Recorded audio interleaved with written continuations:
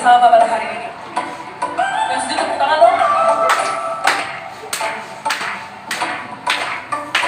Kasih yang begitu besar, lebih kuat dari dosa. Kasih yang menemukanku, selamatkan dan pulihkanku. Ku naikkan syukurku, ku tak akan berhenti memuji, meninggikan namamu selalu, menari, memuliakanmu. Dibebaskan, dibangkitkan, hidup yang kami dan kini hanya untukmu.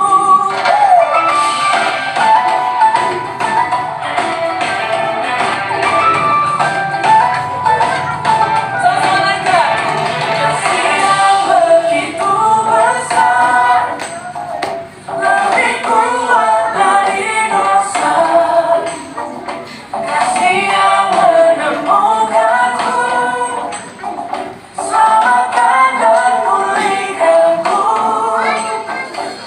Ku naikkan syukurku, ku tak akan berhenti memuji, meninggikan namamu selalu, menari, memuliakanmu.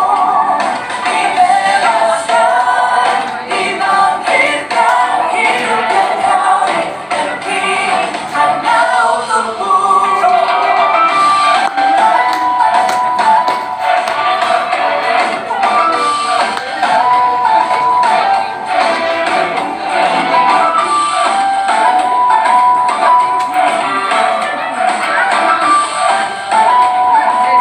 Sama-sama naikkan syukur kita.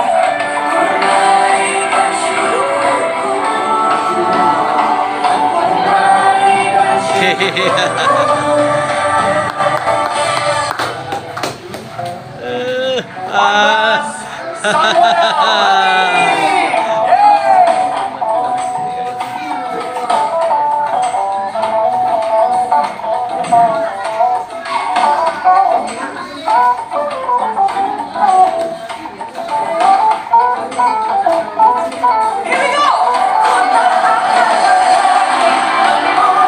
Meninggikan namamu selalu, menari, memuliakanmu.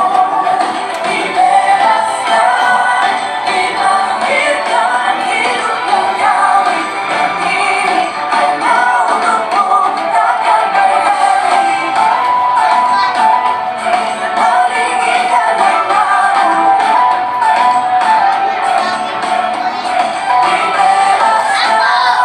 Dibangkitkan, hidup yang kami dan kini hanya untukmu.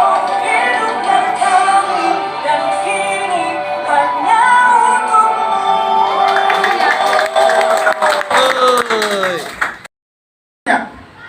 Bagus ya, firmannya bagus, aku diberkati loh. Gembira mendengar firman. Tapi dalam proses perjalanan iman nggak berakar, Pak. Kenapa? Di atas batu. Batu itu lembek atau keras? Keras. Masih ada kekerasan hati, Pak. Masih ada kekerasan hati, Bu, yang nggak mau berubah. Sehingga hanya bertahan sebentar. Datang terik matahari, datang hujan, gagal. Yang ketiga, benih jatuh di tanah yang bersemak duri. Tumbuh, Pak. Dihimpit ada semak-semak duri. Semak duri ini dua kelompok saya pelajari benar-benar. Ini meliputi menengah ke bawah dan menengah ke atas. Menengah ke bawah, hidupnya selalu dipenuhi dengan rasa kekhawatiran. Khawatir bagaimana anakku, khawatir bagaimana ini, khawatir bagaimana itu. Sampai-sampai mau bikin Natal pun masih khawatir. Cukup nggak nanti makanannya? Cukup nggak dananya? Aduh, sebenarnya mereka Natal nggak perlu pakai yang begitu-gitu. Benar, saudaraku. Benar, mari kita mau maju selangkah. Saya dapat WA, bantu doa Pak Pendeta, bantu doa. Kok sepertinya mau menaikkan Natal kok jadikan beban ya? Tolong, kita mau kembali kepada kebenaran.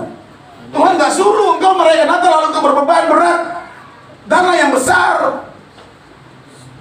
Bukan itu pergumulan kita hari-hari ini. Pergumulan kita hari-hari ini, tadi lagu sama tadi, mempersiapkan diri menyambut kedatangan Kristus kali yang kedua.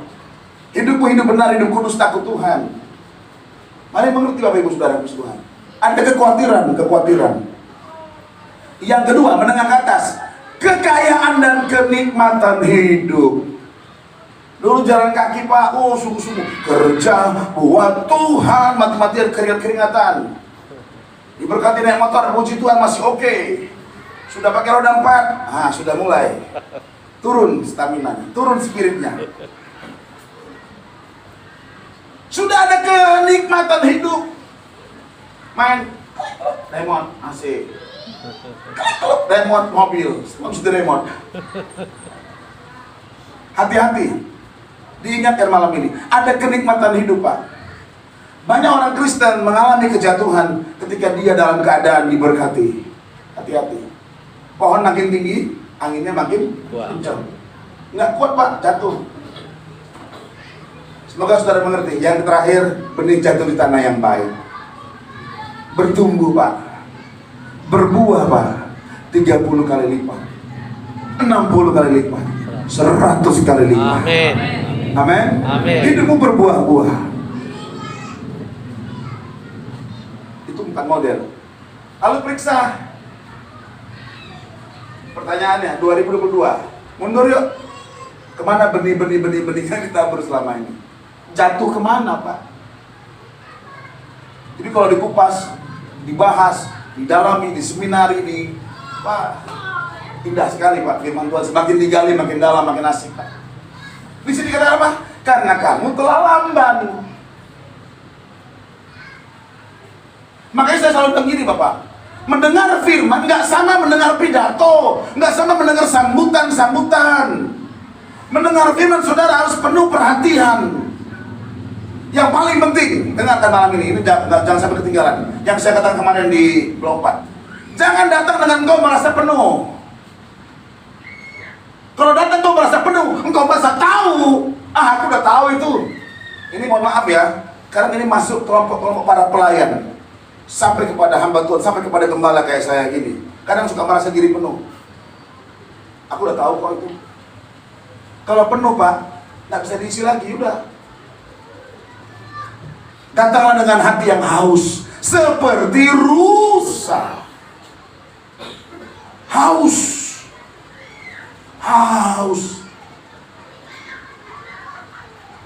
Saya boleh kesaksian sedikit. Tuhan pernah kasih saya rasa haus akan firman, mengerikan. Saya cari firman. Ini kejadian di Batam. Waktu itu saya baru bertobat ya, lalu ikut namanya Persekutuan Doa Angka Kuning. Kami saya ke sana, datang bawa kitab. Sampai katakan di blok C atau blok apa masih nggak bloknya? Masih ada ya? Ya blok P lah, blok P. Blok P. Blok Q. Ya, gitu ya. Sampai di blok P ini nggak ada. Maaf Mas, ibadahnya nggak ada malam ini. Bayangkan saudara, saya ada bawa Alkitab tuh. Saya udah bawa Alkitab, mau pergi ibadah, persekutuan doa, nggak ada. Saya mau tanya saudara, dengarkan. Umumnya, ya ini normal, jangan kita mau, ya saya tanya umumnya aja. Kemana kita? Yang normal, umum pada umumnya, nggak ada. Pulang Bu ya. Ya udah nggak ada ibadah ya, nggak ada ibadah, betul nggak ada. Iya nggak ada. Ya mari pulang dulu ya. Tapi malam itu saudaraku, saya menjadi orang yang gelisah. Kemana nih? Dari blok P, betul blok P ya, P dengan Q itu.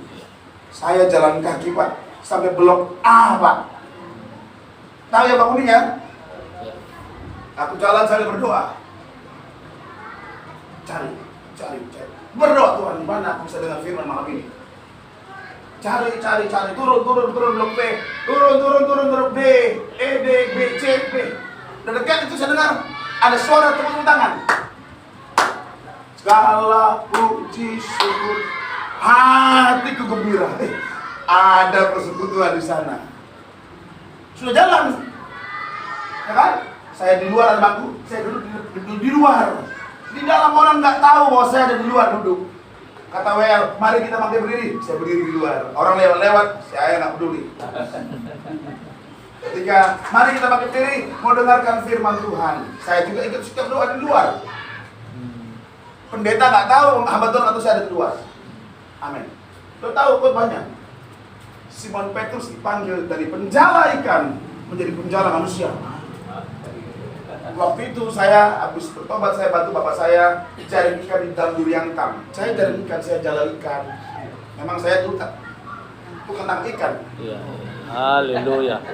Dan mau untuk dengar Simon Petrus. jadi penjala manusia. Terakhir dengar firman amin. Nah, saudara jangan lupa. Tentang di luar langsung pulang aja dan nggak perlu persembahan ya. Enggak. Saya siap persembahan. Begitu tangan saya masuk kasih persembahan, orang ngomong ini, ada orang di luar. Iya, saya di luar. Langsung, biasanya kalau bersuara doa buka kuning, biasanya apa? Ada teh, ya kan, ada jajan. Dikasihlah saya teh, dikasih saya jajan, saya minum teh, saya pulang. Pulang dengan sukacita dipuaskan. Amin. Belum sekolah kitab, tapi Tuhan sudah kasih saya rasa lapar. Tadi jawaban Pak Pendeta betul. Kalau tutup, pulang. Benar nggak? Iya. Tapi saya ngalami dengan rasa haus itu.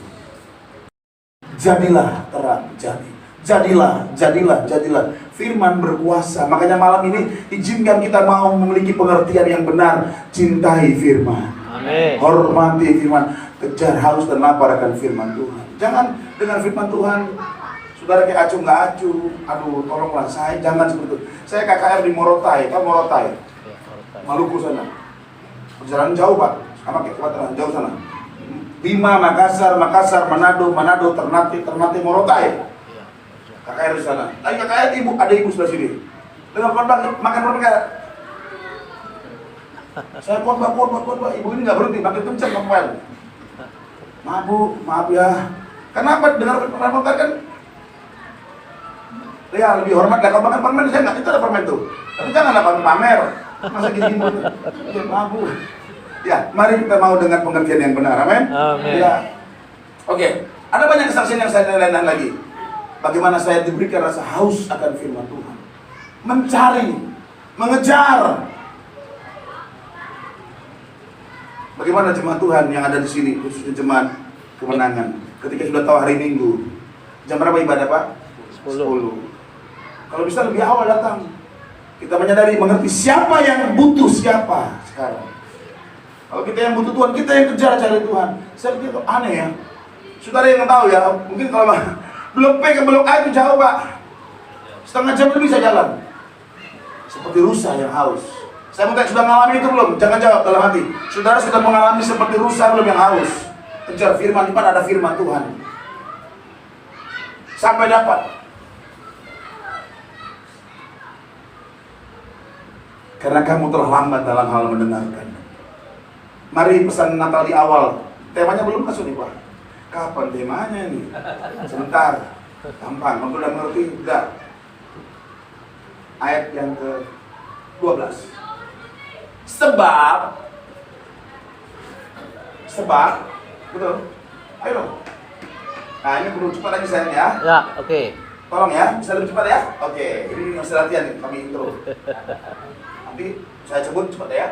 Sekalipun kamu ditinjau, diukur, dilihat, disurvei dari sudut waktu, sudah seharusnya.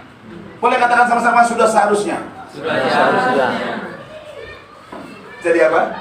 Pengajar. Jadi pengajar. Jadi teladan. Berarti sudah berubah kan? Tidak perlu diubahkan lagi, tidak berubah kok. Tidak berubah. Orang jadi pengajar, jadi contoh, jadi berkat, jadi pengajar, jadi pelayan, jadi saksi. Kamu masih perlu diajarkan, perlu lagi diajarkan asas pokok dari pendidikan Allah. Kamu masih memerlukan susu, bukan makanan keras. harus berubah, Pak. Bukan cuma bajunya berubah menjadi baju yang baru, bukan. Tapi harus berubah. Lukas 5:32. Ya, Lukas 5:32. Untuk apa Natal? Kenapa Natal? Kenapa Yesus harus datang ke dalam dunia ini? Dia datang untuk memanggil, bukan memanggil orang benar, tapi orang berdosa. Supaya orang berdosa inilah berubah. Berubah. Dengar lagi. Kalau kita bilang kita mau berubah tanpa pertobatan, itu semu, Pak. Karena yang dibilang bertobat, metanoia, betul-betul berbalik 180 derajat. Dulu ikut jalan dunia, sekarang ikut jalan Tuhan. Dulu kita melayani daging, sekarang kita melayani dalam roh.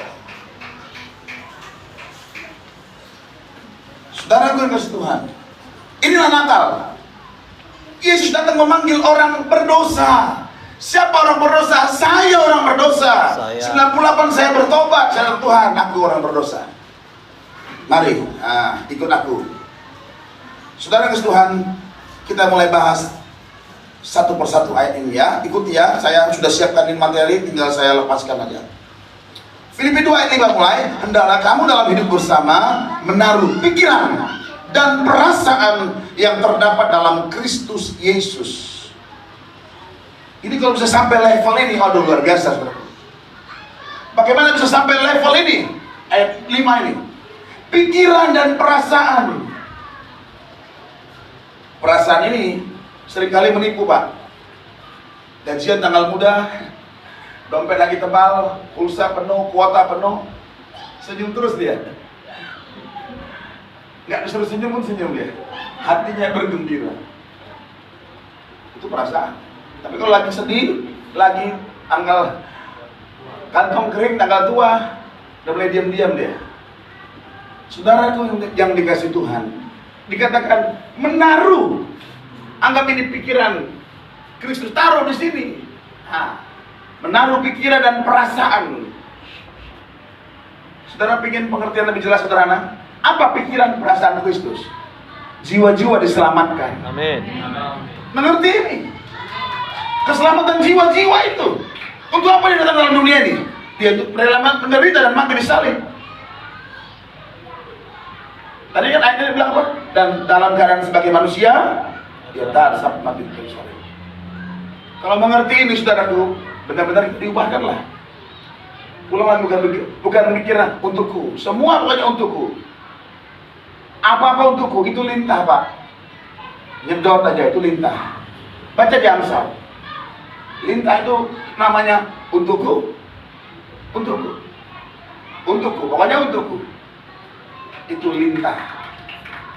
Pikiran dan perasaan Kristus, jiwa-jiwa. Jangan ada satu yang ke neraka. Ya. Kelicikan, menyesatkan. Jadi saudara hati dengan ajaran-ajaran yang muncul-muncul. Waktu murid bersama Yesus di Bukit Zaitun, murid bertanya, perhatikan ya, ini enggak umum, ini khusus. Ini pengajaran khusus, bukan Yesus lagi dikerumunin banyak orang. Ini hanya Yesus dengan murid-muridnya, 12 orang ini. Di mana? Di Bukit Zaitun. Murid bertanya, apa tanda kedatanganmu? Apa kata Yesus? Waspadalah, supaya jangan ada orang yang menyesatkan kamu. Itu yang pertama, Pak. Jadi hati-hati nih. Jemaat Tuhan harus kuat dalam firman supaya jangan sampai tersesat. Oke, dengan cepat. Terus permainan palsu manusia, kelicikan. Tetapi dengan teguh berpegang kebenaran dalam kasih, bertumbuh dalam segala hal ke arah Dia, kepala. Kita tubuh Kristus. Amin. Masih ada lagi? Habis ya? Daripadanya lah. Ini dia. Daripadanya lah seluruh tubuh rapi, Pak. Rapi tersusun. Tadi bangku disusun nggak nih, Pak? Rapi nggak disusun? Iya. Rapi. Kenapa bisa rapi? Ada ketaatan. Jemaat Tuhan, Entah dari mana nggak tahu lah, yang di sukacita kah, yang di kemenangan di mana nggak tahu. Belajarlah jadi jemaat yang taat supaya rapi. Coba Pak Gembala susun bangku di sini, terus nggak mau di sini, nggak rapi Pak. Tahu bicara rapi nih, ini mengandung nilai ketaatan. Seperti Yesus dalam pembacaan tadi, dalam keadaan sebagai manusia dia taat Pak, sampai mati di kayu salib. Rapi tersusun, lalu diikat menjadi satu oleh pelayanan. Jadi pelayanan itu mempersatukan, bukan memisahkan, bukan mencerai-beraikan. Diikat dalam pelayanan.